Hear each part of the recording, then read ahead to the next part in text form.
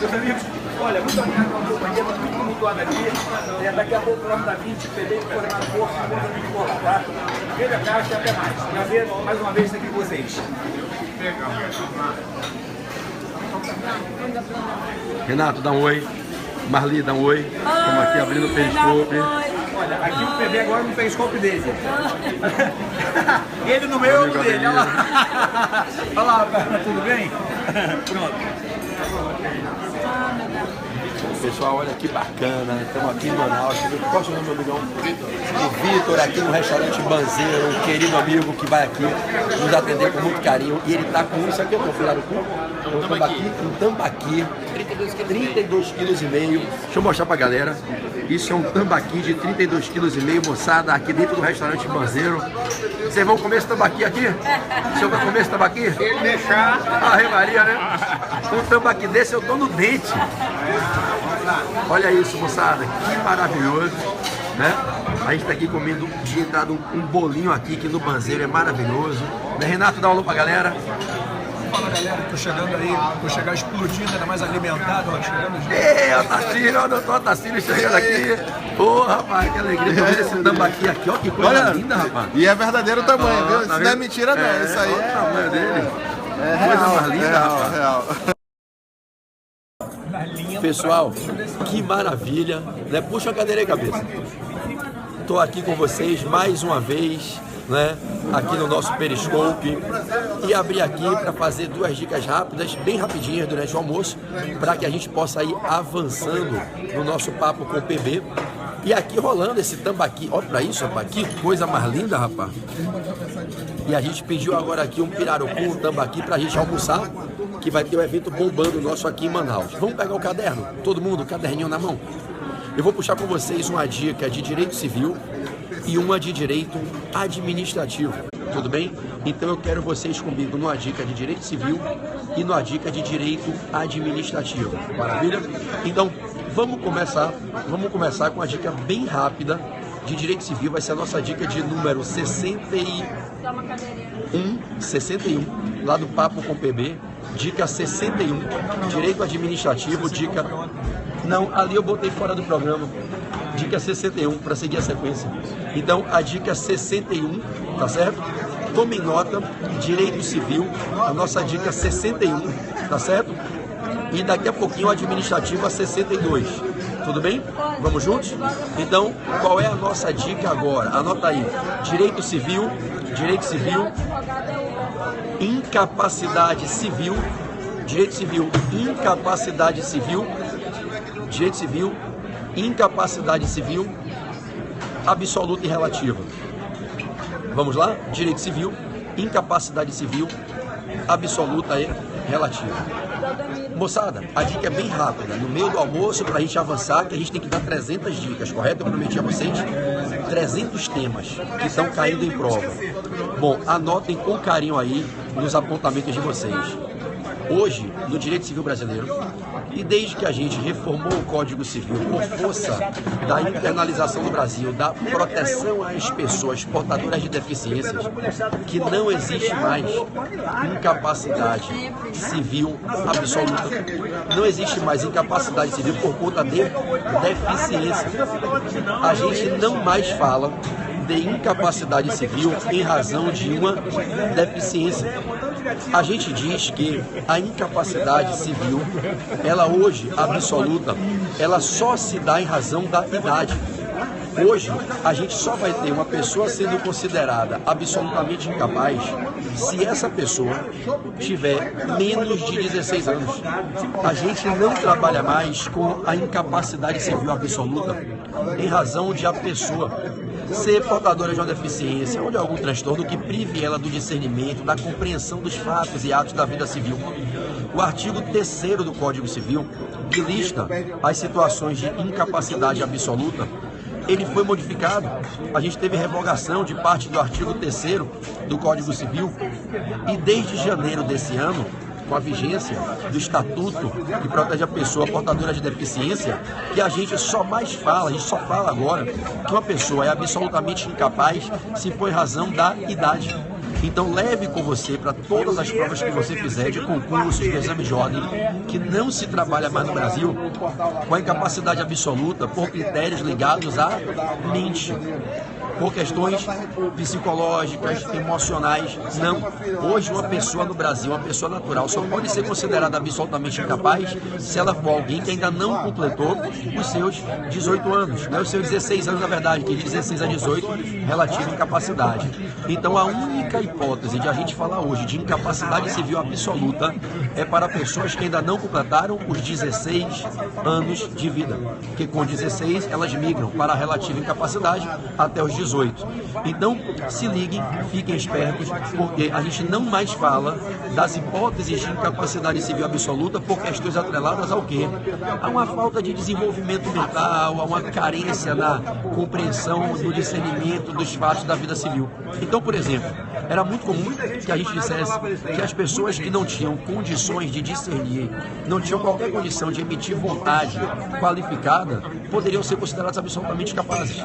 A gente dizia que as pessoas que eram vítimas de situações que colocavam ela em causas transitórias de falta de percepção da realidade poderiam ser interditadas com absoluta incapacidade. Artigo 3º, os velhos incisos 2 e 3. Esses incisos foram revogados.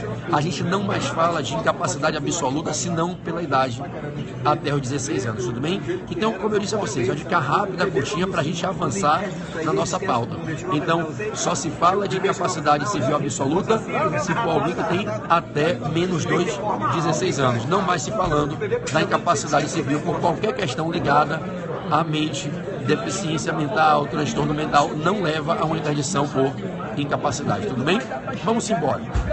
Dica 62, rapidinha, de direito administrativo. Dica 62, direito administrativo, rapidinha.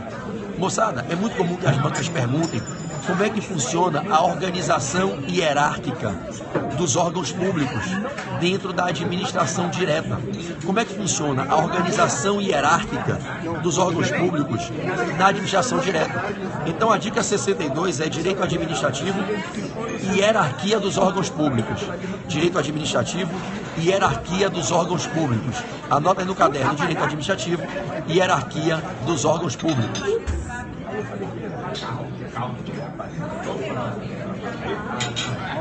Acabou a transmissão? E aí? Eu tava no Rio, cara. Eu tava no Rio. E aí, galera? Beleza? Então deixa eu acabar aqui, rapidinho agora, rapidinho. Enfim, socializar aqui na mesa, né? Então vamos lá. Hierarquia na estruturação organizacional dos órgãos públicos da administração direta. A gente sabe que os órgãos públicos são criados através do fenômeno da desconcentração administrativa, para que a gente viabilize que a administração pública atue diretamente, centralizando no ente a atividade administrativa.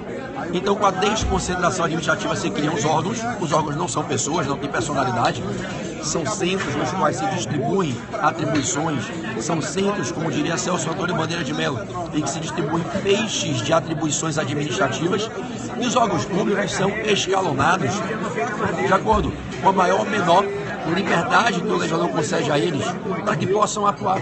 Então, a gente tem órgãos públicos que se posicionam num posicionamento hierárquico mais alto ou mais baixo, estabelecendo-se uma pirâmide hierárquica entre os órgãos públicos. Então, nós temos os órgãos de cúpula, os mais altos, que são os órgãos independentes. Abaixo deles ficam órgãos muito fortes, mas não com a mesma envergadura, que são os órgãos autônomos.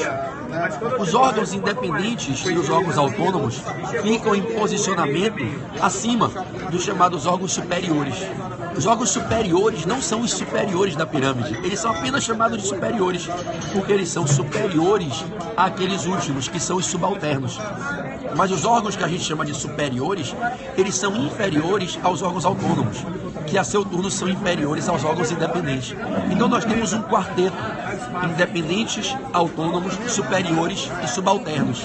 É como eu sempre brinco com vocês, aquele macete do prato de comida no restaurante japonês. Você quer saber a hierarquia dos órgãos públicos? Você pede um yasu-subi.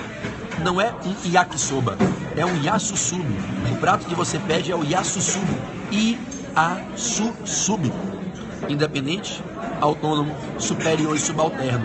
Então essa é a linha de escalonamento hierárquico dos órgãos públicos dentro da administração direta, conforme o controle hierárquico, dos maiores para os menores, dos que têm maior liberdade. Eu não vou chamar de autonomia, porque autonomia é algo do próprio ente federativo, mas aqueles que têm uma maior liberdade de atuação e aqueles que têm menor liberdade, aqueles que recebem maiores responsabilidades, menores responsabilidades, aqueles que concentram atribuições de maior complexidade e aqueles nos quais se distribuem feixes de atribuições de menor complexidade. Então nós temos os órgãos independentes, os órgãos autônomos logo abaixo de ambos ficam os órgãos superiores e, por fim, na mais rasteira plataforma piramidal, ficam os órgãos subalternos. IA, independente e autônomo, IA, sub, superior e subalterno, beleza? Então essas foram as dicas.